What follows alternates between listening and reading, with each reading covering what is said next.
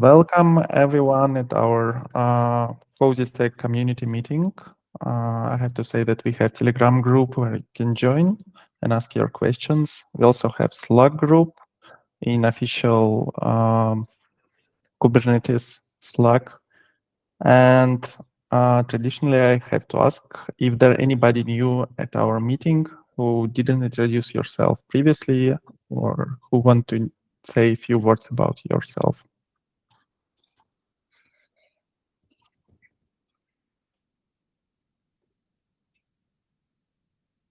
Okay, please put your name into this doc, and we can switch to agenda. And the first item is 0.12 release, which includes a lot of improvements for development experience, for improving development experience. And I can say you what exactly changed.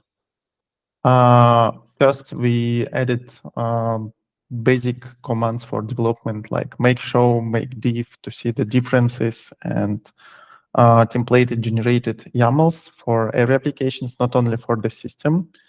It is done by specifying additional environment variables like name and namespace where application actually deployed. So now it can be useful even for developing other applications from apps and from extra packages. The second item is we added ability to create temporary test environments within existing Kubernetes cluster, and I can demonstrate you how exactly it works. Let me share my terminal. So for now, I'm located in Cozystack packages core testing. So the new application is added into core. It's called testing. And it consists of the single image, which contains all the needed software needed to start testing the Cozystack itself. If you want to start new application, new testing environment, you can write make apply. As usual, it will create additional pod, which can be used for deploying and testing the Cozystack itself. In namespace Cozy E2E test. So it is mainly something has gone wrong, as usual in live translations.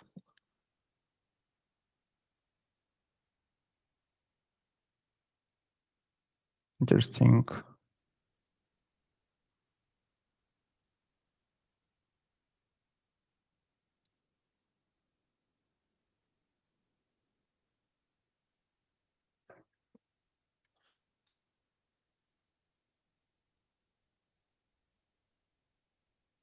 This is very weird.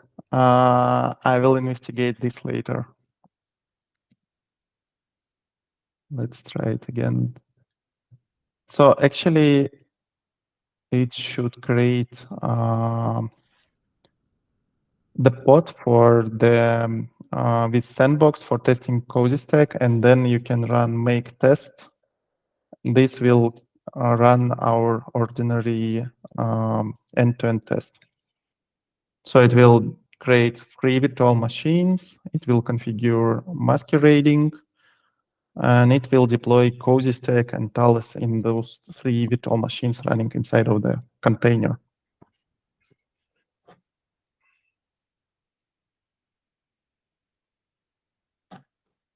That's it. Another improvement is development guide update. It now also includes instructions for buildings and for running test environments. We also made change for VPN application. Now it generates passwords automatically and provides you shadow socks URL for connecting to it. Thanks to virtual machines community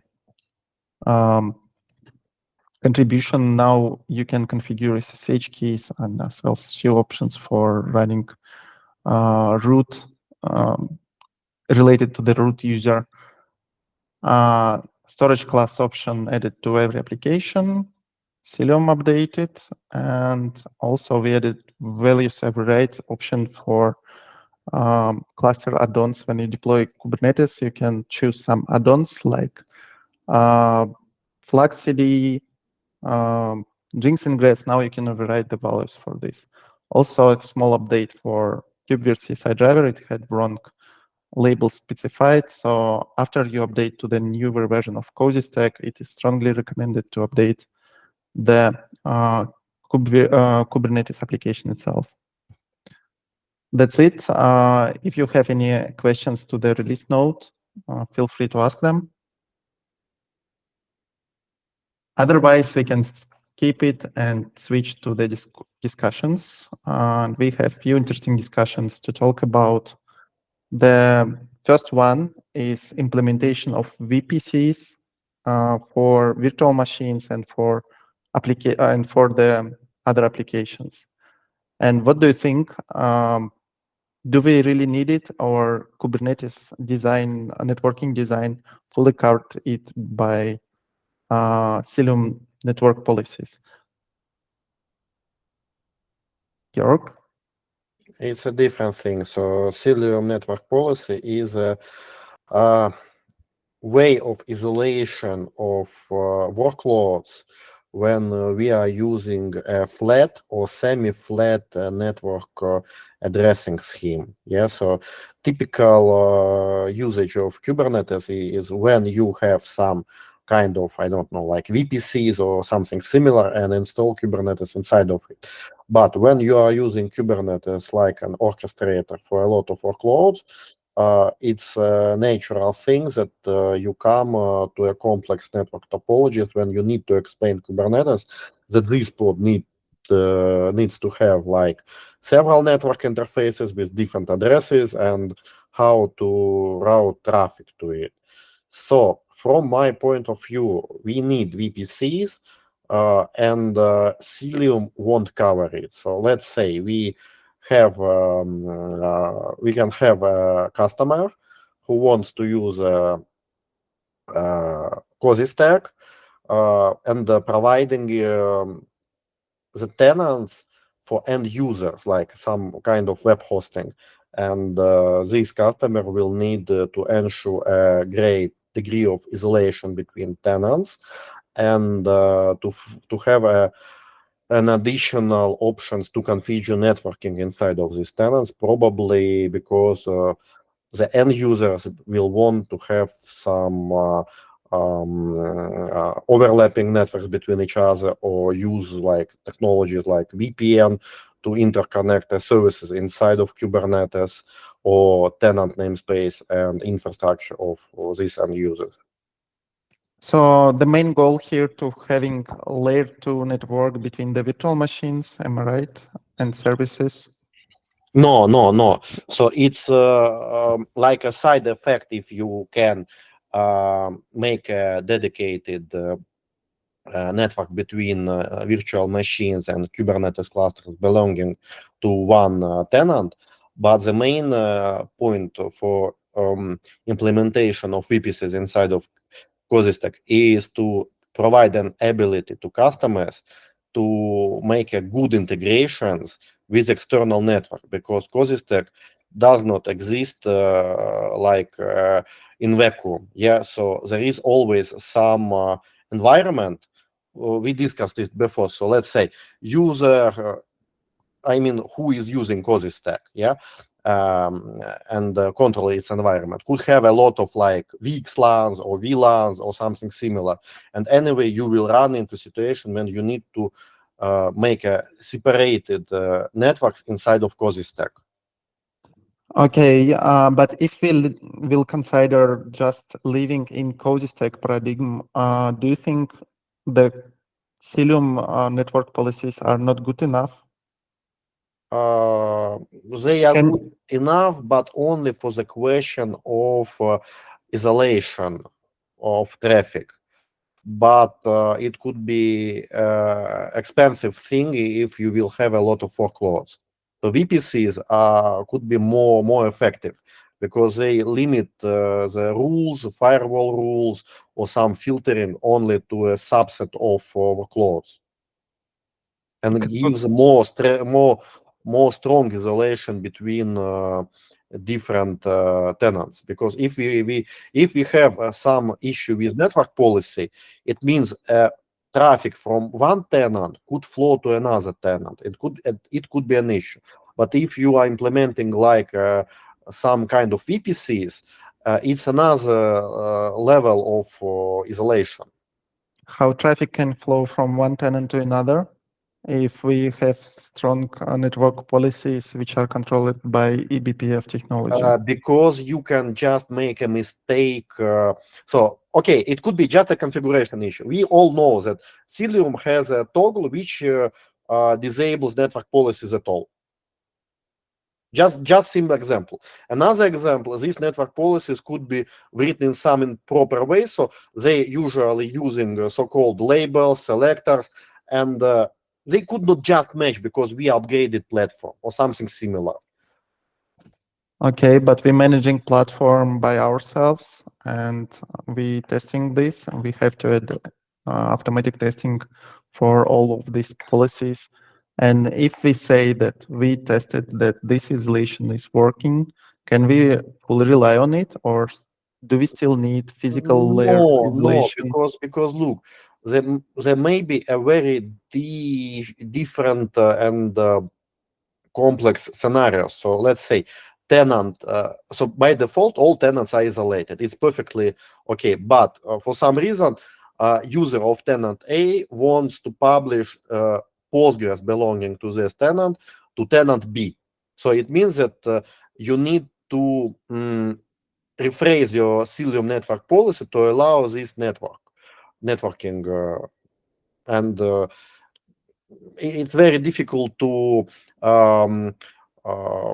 guess what will happen, because understand because this. the target network policy is always like intersection or sum of all network policies in the cluster.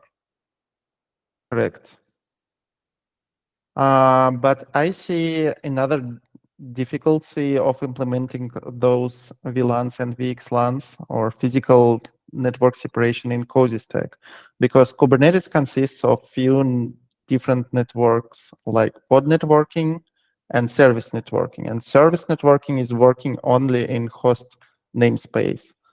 So can we take in an account so any cluster workload running in the namespace will always have access to the host networking? No idea, to be honest. It's very complicated matter, because in fact we understand that services are ephemeral. They are not existing like a real things like IP address on interface. This is correct, but you still need to have this ability to access any service from your pod networking. In this way, we can enable, for example, physical isolation between the pods for certain namespaces, but they still need to have ability to access the services itself. It's a very complicated question, because we right now are mixing a managed Kubernetes cluster, and a tenant Kubernetes cluster. So from my perspective, if we ordering some like Postgres service or Redis service or something similar in management cluster, so it would be logical to put these services inside of tenant VPC, not to make it globally available to all tenants, and then limit them only by usage of network policies. Okay, let's consider other option. Yeah, sorry, Nikita, you want to say something? Yeah, so I was thinking of implementing a VPC per tenant or something like that. And that's because of how service providers work. So if you have different customers, they totally do not want to have something shared between other customers, even if those are separated with network policies or something. So I believe that separate tenants should have VPCs, and those VPCs should be separated in 2 levels, on level 2 and on level 3. So I mean that each tenant should have its own level 2 domain and a set of IP addresses dedicated to it. And I think if we, yes, I'm sorry. And I think if we could think of how we could implement that, we could maybe come to a solution. So we can have separate VLANs or something, and then think how we can interconnect those networks on level 3, for example, just with routing. And I think that would be a good solution to have a tenant root in a separate something, VLAN or something, so that pods, if they need to connect to the services in tenant root, just the traffic from pods is just routed there. Okay, just trying to say that there is an opportunity to put certain namespaces in different physically independent networks. The problem is that we still need to have access to the services network, which is working in nodes itself.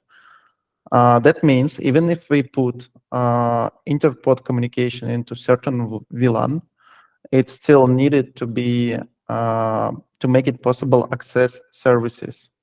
And in this way, pods will go to the node and will be routed using standard node approach.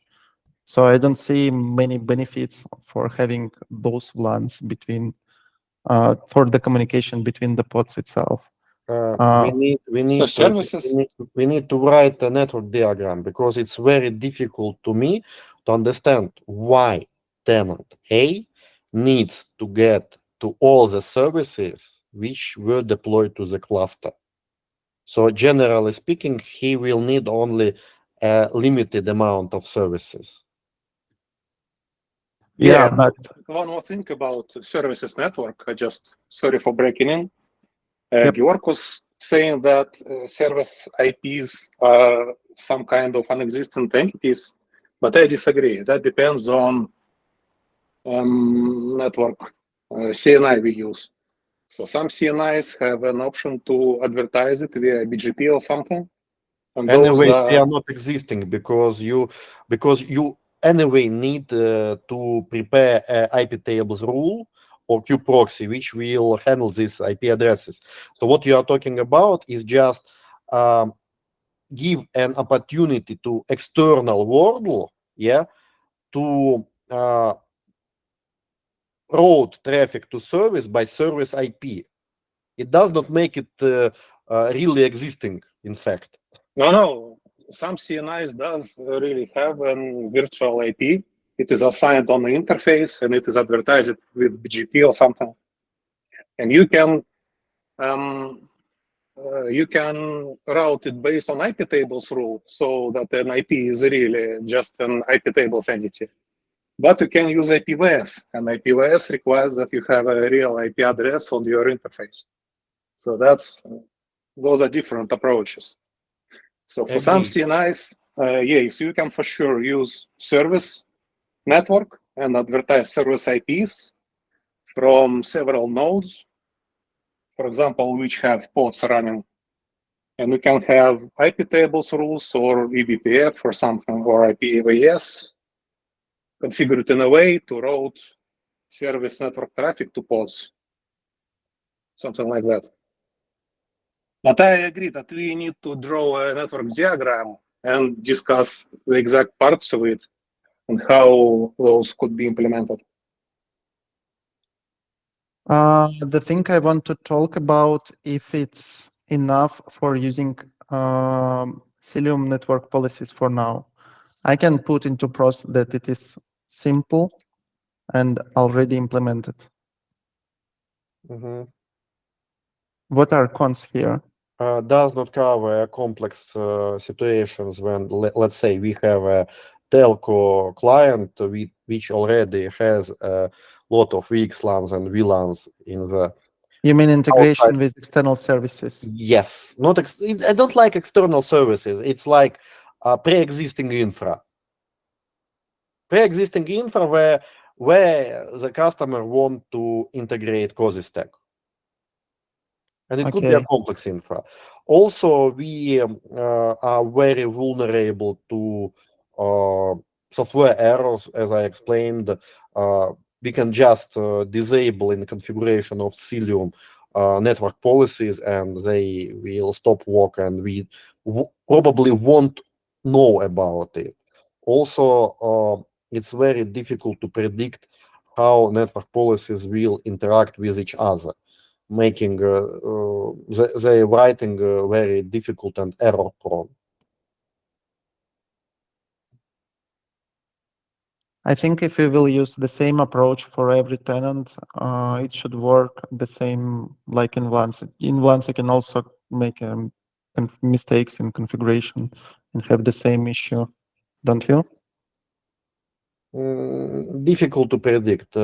Generally speaking, I trust in Cilium power and the absence of errors, but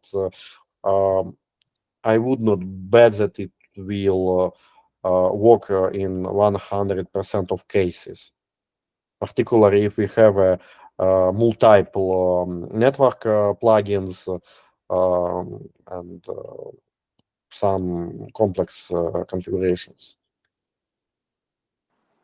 I would suggest that we investigate network policies because I feel like it would be very useful. Even if we implement VPCs, like fully separated entities in some way. They already implemented the network policies. So I just want to say that network policies are useful in every way. So it would be useful even if it is just inside the tenant. It will somehow separate the interaction inside the tenant.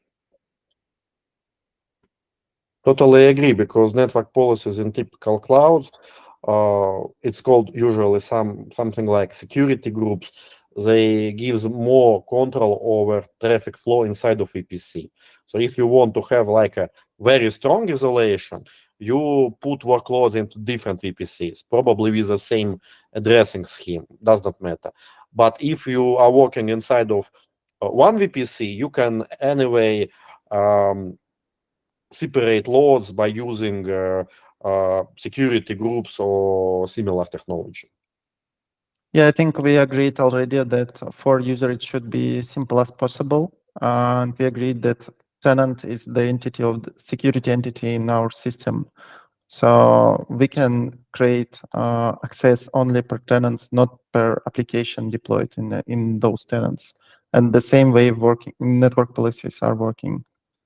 I think we can stick to this design at this moment and still investigate how can we integrate pre-existing infrastructure. I will prepare proposal. I think I have an idea how it can be done, and we can discuss this on the next meeting. Going forward, I can say that it can be done by implementing additional integrations on the host networking of the nodes itself.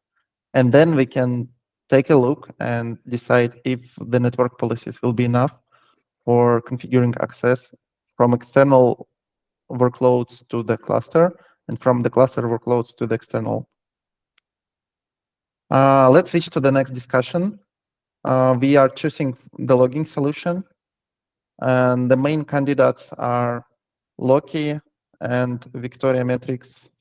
Victoria Logs. I think it's Victoria Metrics, not Victoria Metrics. Victoria Logs. Victoria Logs. Victoria Logs.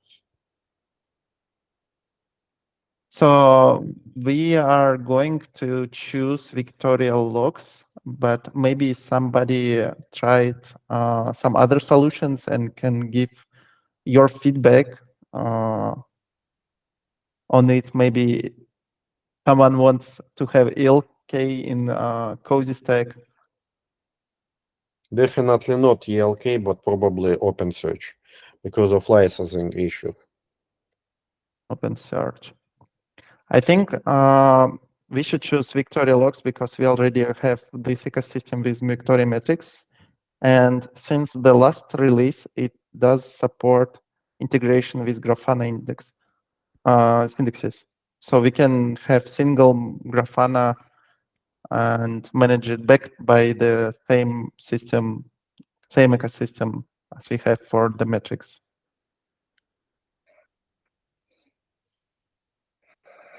I want to mention that there is still existing issue with Grafana licensing and Grafana user management, because in free version of Grafana, they are very limited. So it won't be so there will be only one option to make a strong isolation between tenants. If, let's say, tenant A has no power to get the metrics from tenant B, the only option will be just to make a separate Grafana instances. Yeah, we prepared to this, and I think there is for now there is an opportunity to deploy multiple Grafanas, and one Grafana, you can deploy one Grafana per tenant. And I think we will still have single Grafana for root, for collecting metrics from the root clusters, and we can deploy additional Grafanas per tenants.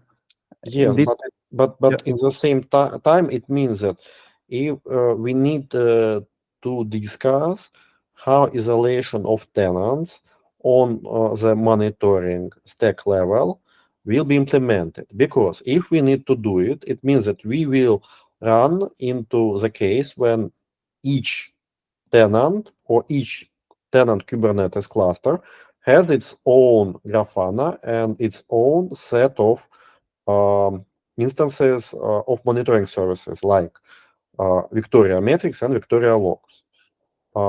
Otherwise, if we are using a single instance, it will be a mess, and we won't have a controls to limit visibility of metrics exposed by one tenant to another tenant. So root tenant is okay. Root tenant is okay. We agree that root tenant is like for administrators of the system. They need to have like a full access, and we don't care about it. Yeah, but for all others, we need to implement some solution. It could be done on the services instances level, or we need to make some, I don't know, like additional dashboard which will include all user management and user segregation mechanisms, only showing the metrics, measurements, and logs which are available to this user, or use some another approach. Yeah, my idea was that tenant root, Grafana deployed in tenant root, will collect metrics for first and foremost for the Cozystack cluster. The Grafana running in other tenants, it should collect only data needed to be. Just one point. Grafana doesn't collect anything. It's just a way of representation. So it gives an access to the so-called sources. Yes, so for Victoria Logs and Victoria Metrics instances. So Yeah, it's correct. just visualization. It does not contain any data. Yeah, correct. Sorry for this. Yeah, I mean that Victoria Metrics or monitoring stack should collect metrics only for needed for to be shown for the user. For example, if they deployed Postgres cluster and MySQL and Kubernetes, we should collect metrics only for them. And those metrics should contain only the data should be shown to the user. So we don't need to show logs of the Postgres cluster because it is more administrative task. They will not have any permissions to do with that. One moment. I don't agree with you because I had a very extensive negative experience with managed services, particularly in Amazon Cloud, when they are not showing logs inside of it, and you just don't understand what's going on under the hood. So let's say Postgres cluster stopped working. Yeah. You want to understand what happened. You need to recreate it, or you need to wait, or you need to write an email to the administrators of the system. It's just stuck. It's like running, it's green, but it does not working. It's not accessible by your applications. What's going on? How could I understand what's going on without logs? I think there might be security issues if you give this Grafana to the end users. They might see some service information like IP addresses for communication, Kubernetes API endpoint, and some things like that. So from my point of view, it should include only information from their own clusters, and also information about the state of the database. How many replicas are working, how far are they from each other, and things like that. I could not agree totally. So there is a good explanation, but the leakage of like sensitive data, like so it's not sensitive data, yeah. So like Kubernetes API endpoint, it should not be sensitive. Yes, if we are talking about passwords, about I don't know tokens, about certificates, they are sensitive and they are not should be shown in logs anyway. Yeah, they should not be stored in logs in metrics. I just thinking, what can you do with those information? For example, you see that Postgres can't start because of data corruption, and you still have no access to do anything with this Postgres. I will make a decision to restore it from backup. Okay, but what it changes if you see that Postgres is just not starting because of unknown reason?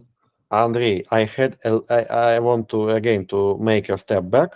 I had a lot of experience with like Linode, DigitalOcean.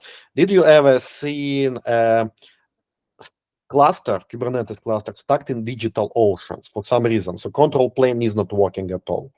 Yeah, so that It is really very annoying. You don't know what to do because your customers want to kill you because your application is not working anymore, and you don't know what to do. this is fail, but this fail is not on your side. It should be done and should be solved by the service provider who has fully administrative access to this and should not create such issues. It does not work because in the real world you could not predict all possible situations. So, for instance, there was a situation again. Let's return to Amazon. We used ActiveMQ. For some reason, its disk, it was deployed probably under the hood on virtual machines. Its disk was overwhelmed with logs, and it stopped working. And there was no like button to fix it. So the only option to me was just one option, just to wait, but I could wait infinite time. So I decided to just remove it and create it from scratch. I need like a user a clear understanding what's going on under the hood of the system. Otherwise, it would be a black box and the customers will suffer when some shit will happen. Robert? In this case, I would like to support the George opinion.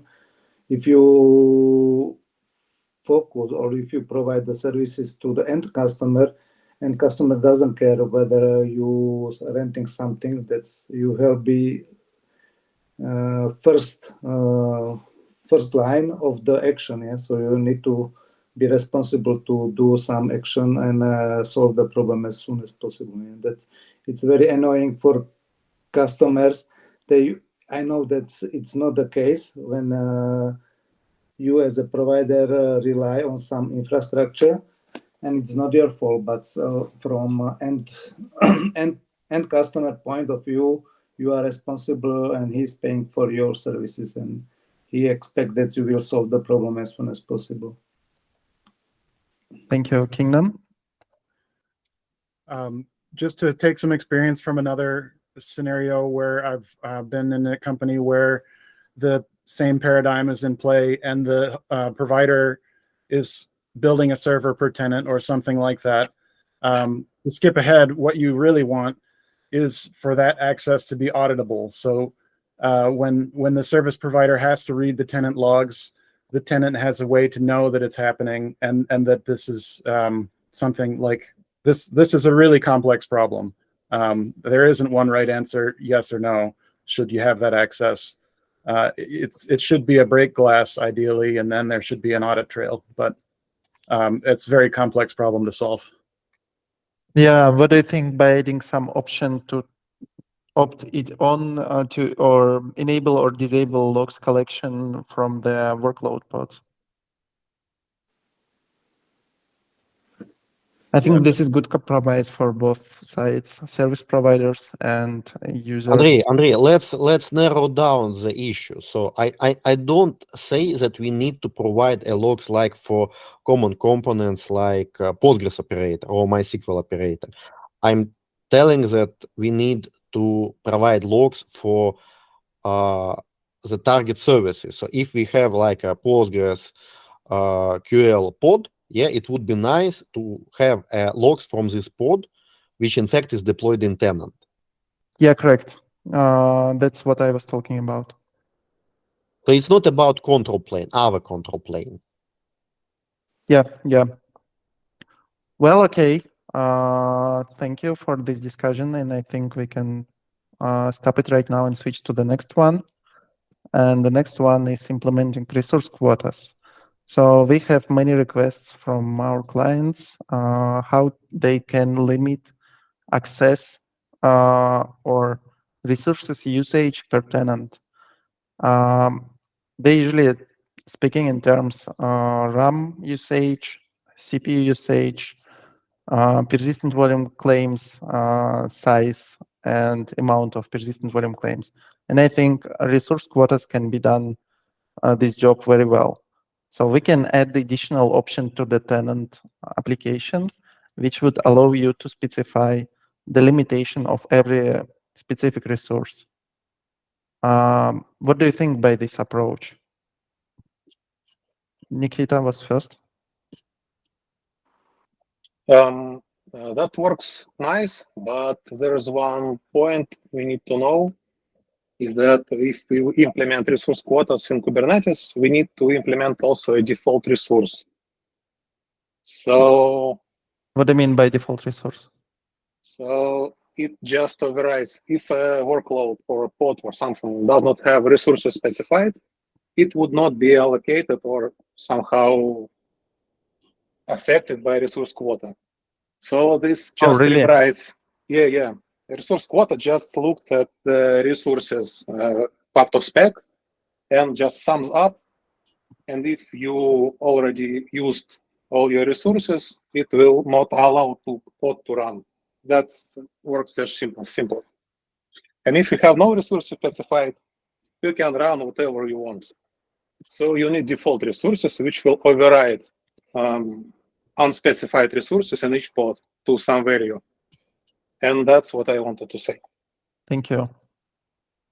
Two things. First of all, does resource quotas count resources allocated to virtual machines? Yeah, it works fine for KubeVirt. It always specifies all the resources. This is less part I want to worry about. What about a case if we change the resource quota on the fly? So resources are already pre-created. What will happen?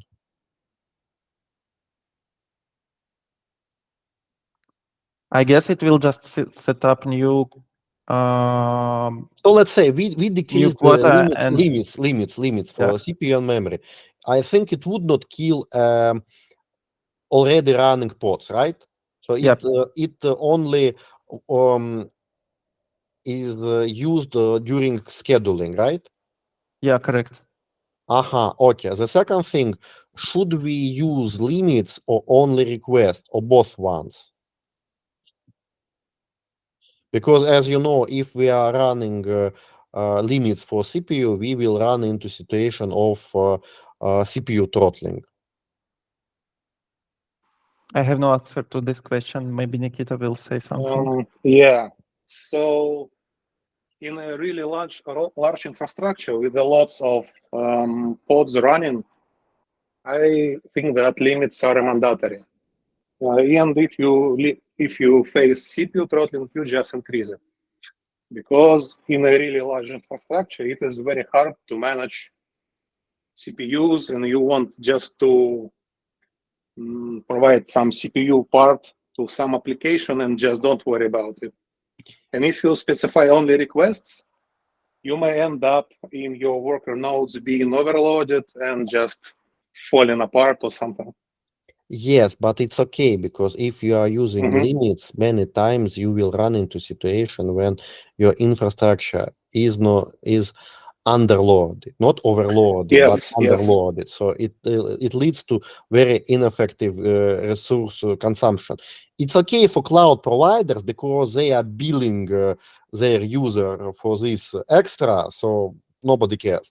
But from the other point of view, if we are forcing limits, it means that every workload must have a limit, and it would be very difficult to provide a minimal correct value for it. So we need to have some process for getting the right value for system components, and also teach our customers how to find these values for their workloads as well.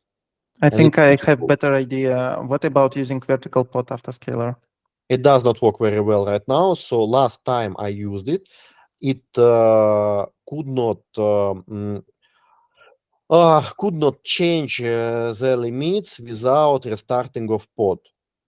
There were limitations on Kubernetes side, and it was solved in latest releases, I think 1.29 or 28. Yes, like but that. it won't. So I think the most important issue with it is that you cannot stretch the resources on your node.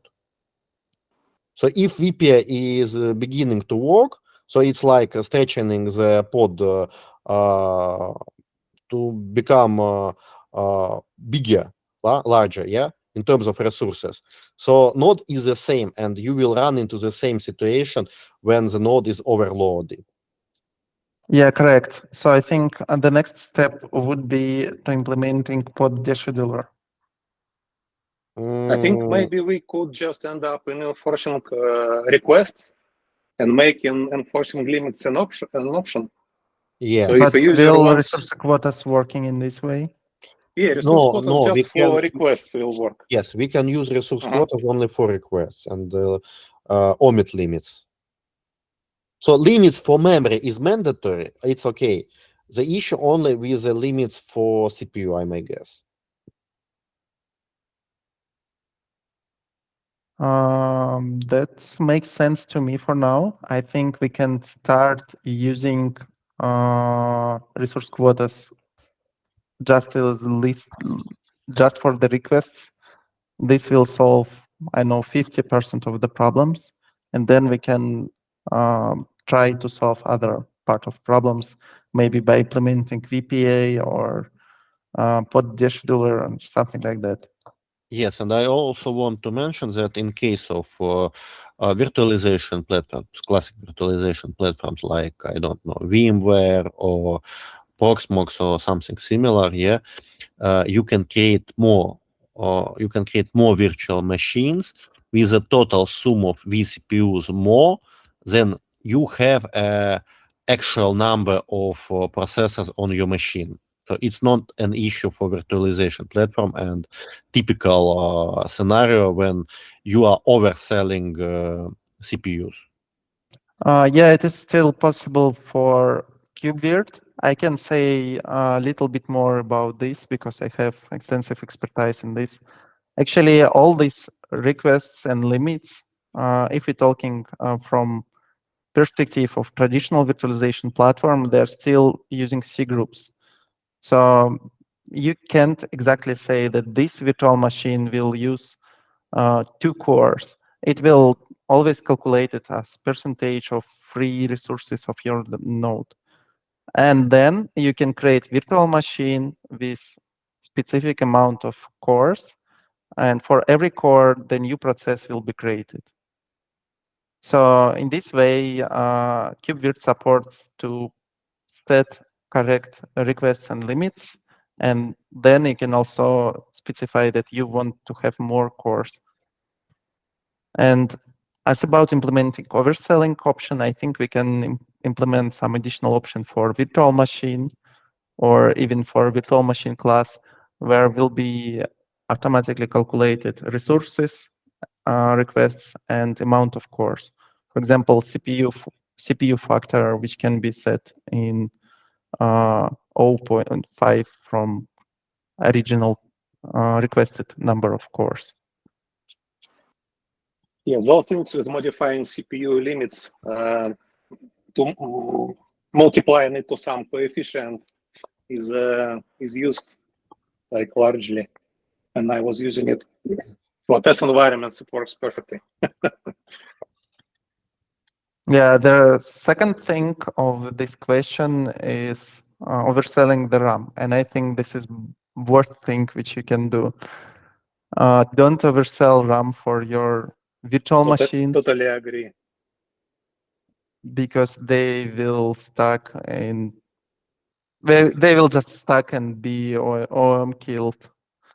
There are some options how you can decrease the RAM usage, like to use kernel same pages merging, but I think they don't give much profit than rather than just not using overselling by RAM. So at this point, I would not like to implement this functionality for overselling the RAM. And for overselling CPU, we can implement some option like CPU factor or specify different cores, physical cores, which you want to give to the virtual machine and virtual cores, which it will actually use.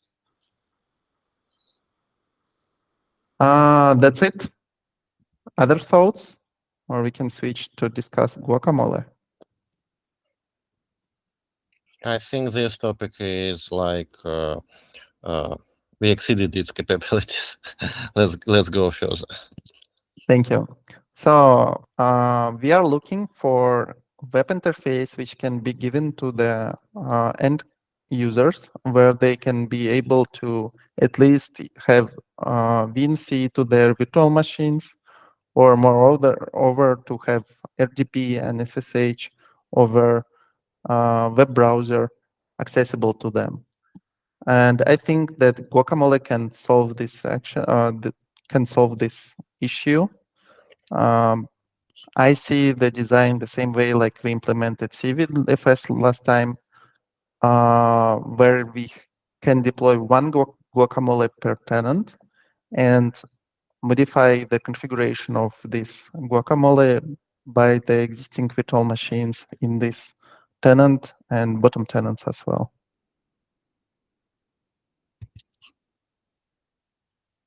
A,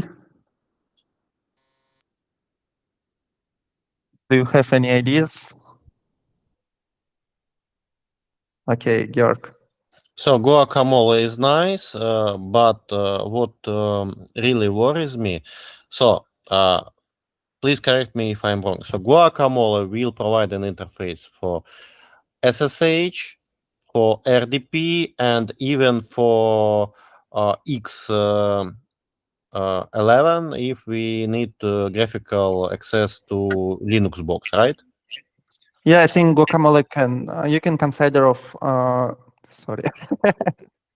Okay, good.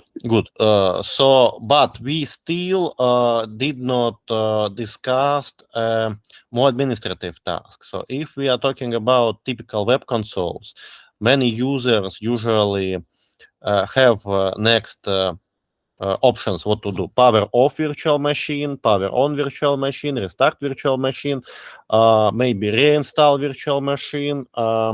What else? I don't know, like make it sleeping, take backup, and resize the virtual machine, increase or decrease the number of CPUs, increase and decrease RAM amount, and make some actions with disks. So I think Guacamole won't cover these things. Yeah, correct. It will not cover this. We can think of Guacamole as terminal server, which is fully implemented in web browser. This is very cool, but it is not covering the actions you specified. I think we can add extra buttons for specific options like restart virtual machine, power it off, and power it on. The rest things can be specified in API we're having right now.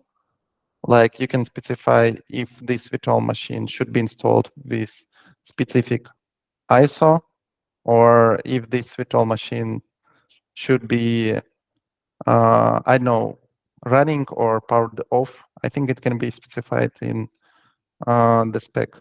Yeah, please, the folk with A, say something. Okay, hello, can you hear me?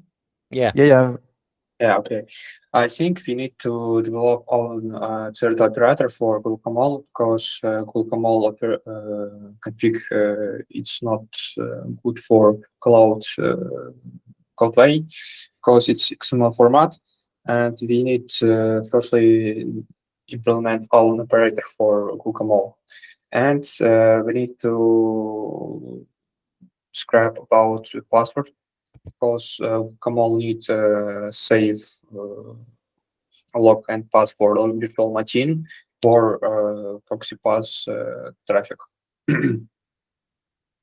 This is interesting if we can implement some kind of rebug proxy, because KubeVirt support such API, and we can implement some sidecar, so Guacamole will access those virtual machines with no authentication. Authentication will be done by sidecar. Just an idea. I don't know. I didn't use Guacamole as much, but since you have some experience. Idea, it's okay, but I'm using Guacamole. It's a cool instrument, but their configuration file it's so bad, I think. Got it. So I think container for rebug it's a good idea. We can research them. Yeah, it needs some research. And what do you think about adding custom actions like reboot virtual machine into Guacamole, if it's possible or not? Not. Guacamole is not. It's not instrument for this. Like cloud provider, like TimeWeb or other cloud provider from Russian implements this button on your hosting panel site. Guacamole is for instrument for accessing.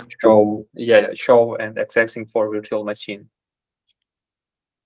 Got it. Robert, did you want to say something? Yes.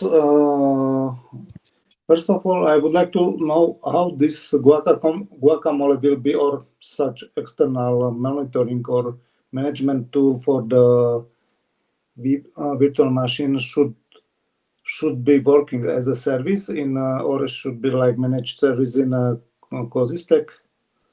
Yeah, I think it might be additional service which you can use to access your virtual machines. Because I'm also in the situation when I would like to have some functionality where I would like to manage some lifetime of the real hardware or real baby board. And I was thinking whether I should have be something like develop some web application. I heard also something like MaaS, and I'm not sure whether it's fine, but something similar that you can have a own solution for this to be. I'm not sure. And the answer to this is very simple. If you want to just access your environment through the SSH or VNC, you can use Guacamole for this. If you want to do something more like management or provisioning of your physical nodes, Guacamole is not solving this. You can use MaaS, but it will provision this infrastructure and give now you the interface to accessing it. Yeah, that's the thing. That's to whether should not be have a nice to have some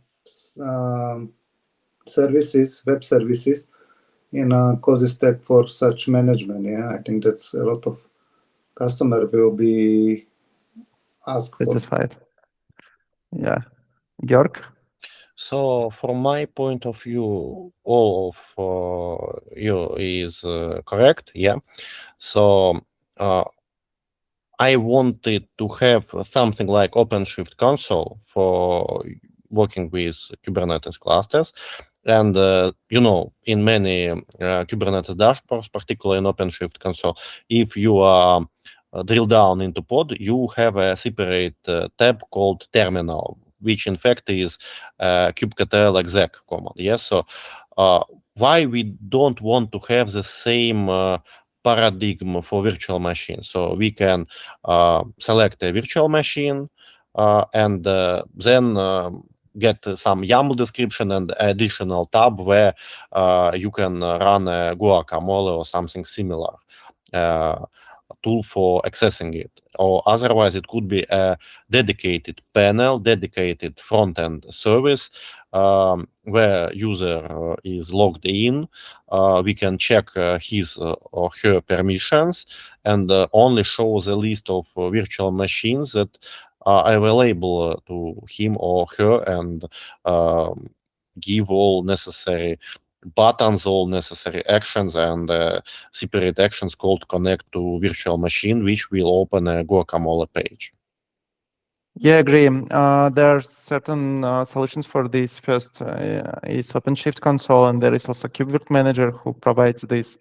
The main concern here is not to build 10 of 20 different dashboards where we should let our users in. That might be difficult to change and might be easier to develop the single dashboard, which will include all the features together.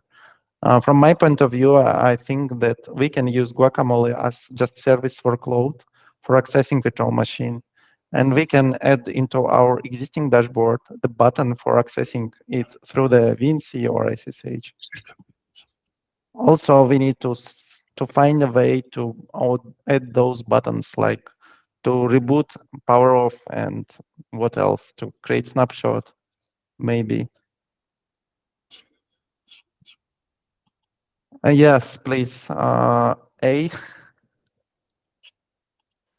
Sorry for my idea, but we need maybe we look for replacement or for Guacamole, because Guacamole is not a code-way application written in Java. Maybe we use teleport or maybe other app for this. Yeah, sounds good. But teleport supports just SSH, am I right? No, sorry. it supports also RDP, as I remember. But anyway, if you have a virtual machine, yeah, with Windows, and it is accessible by a network, so RDP will be working generally. I think so, yeah. Yeah, we were also considering implementing teleport for accessing tenant clusters as well. There is a very big issue with teleport. Unfortunately, they again changed the license and it became more restrictive, particularly if you want to provide some cloud services based on top of teleport. So it could be a good solution for some kind of POC, but it could be impossible to use it for enterprise version. Yeah, I think AGPL and Apache should be compatible with providing it as a service if we opening our source code. But yeah, you're right. It might be an issue because what the functions are included there? So in fact, Community Edition covers basic functions like connecting, authorization, authentication, but there is no OIDC, so it could be The integrated. same like in Guacamole. Yes, but we can deal with it. Like it's easy to make a script which will synchronize local users. Yeah, but I really worry that Teleport can come and say, "Let's you have no right to use our solution, even its open source version." Got it. Well, I think we have enough food for mind. Yes, I also wanted to mention probably last and very important question. So, as I remember, Guacamole, it does not give a very good user experience. I don't know, probably it was prepared not very well, or it was just some buggy version. Yeah, but I noticed that Guacamole starting very slowly. So you need to wait like 1 minute before you got the access to the console. It's unbearable. So it's not a good user experience, and it hang a lot of time during operation. So you need to restart a browser page. I don't know how stable it right now. Yeah, I don't want to blame it, but maybe you have a better ideas, or you can prove that these worries are not like supported by current situation. Did you want to say something? Yes, I think Guacamole. I use Guacamole the last year, and I don't have any bugs. And Guacamole, in my case, work very stable. But Georg says it's starting slowly. Yeah, slowly. It's true because it's written in Java, and in my case, Guacamole started will be in 1 or 2 minutes. Okay, I also have a point about this. I saw that other project, which is called OpenNebula, in few years ago, they fully replaced their no VNC with Guacamole. So I think it should be production ready. And yeah, it might be slow and written in Java, which I also don't like. Yes, but what you told that OpenNebula chose Guacamole, it is not an argument that it's production ready. So OpenNebula also has its own flaws, and it's a complex thing. So at least it has some adopters, and it sounds good that we can share experience and get some assistance from community in case if we will have some issues. Yeah, I still think that we need to make a research about Guacamole and around all of these fancy things. If somebody from community interested in trying this or maybe making their contribution, we at least need to know how and implement the things better. Just let us know. In this funny note, I think I have to finish this meeting. Yes, Robert, please. Yeah, I just question. No, not question, just maybe remark or stupid remark. Cockpit is out of the scope. Yep. Yeah. So. Sorry, I didn't get this. Cockpit is also something like management tool. Yeah, cockpit. Yeah. From my experience, this is interface for managing the nodes itself. It can be installed inside the virtual machine, and then you can access your virtual machine through it. I think this is not our case. Okay. Also, please, Andrei, it's very important to mention that Teleport is not a tool for accessing virtual machines in the same way like Guacamole. So as I understood, Guacamole gives an access to the serial console of virtual machines. So it could be used for some repair process if virtual machine is broken, right? But if we want to provide an access to virtual machine through teleport, we need to install a specific agent inside of virtual machines. And this agent could not be working for different reasons, like, I don't know, like there is no space on disk, or it does not have a compatible version, or it could not connect to the teleport central part. So it means that if we have a broken virtual machines, teleport won't work. So it could not be considered as a all-in-go solution. Thank you. This is very important note. Ruben, just a few words for finish it. Yes, thank you. Hello, everyone. I was on vacation for 2 weeks, so I'm out of topic a little. But for example, I want to mention about an important thing for me. I think maybe some other community members also would say something about that. Is, for example, I've been on vacation for 2 weeks, and when I come back, I'm looking in the Telegram. So I want to talk a little about making communication strategy more maybe structured, because it's very hard when it's one main chat to look for all the information you need. So I checked also the Slack, and I saw that there is 50 people almost there. Maybe we can make, for example, if you want to use only Telegram, you can make some topics for there or something else, because it's really hard.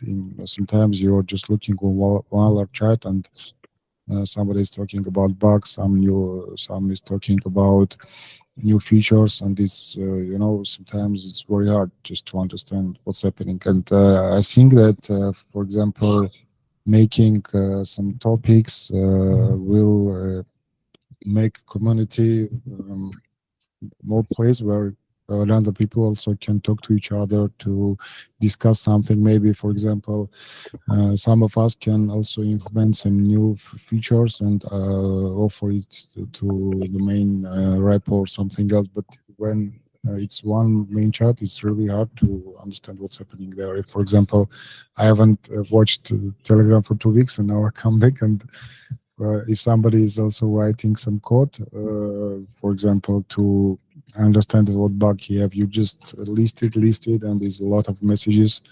It's my opinion, I don't know. I was just all active community members are always on these community meetings. I want to ask all them also, because if it's okay, I will try. Yeah, I think this makes sense to ask, because there are people who, and we have still 2 languages in the same chat, and we have people who speak only English, and mainly this is question to them if we need to create separated channel just in English, or it is better to keep all together. Topic will be nice to have somehow separate the information.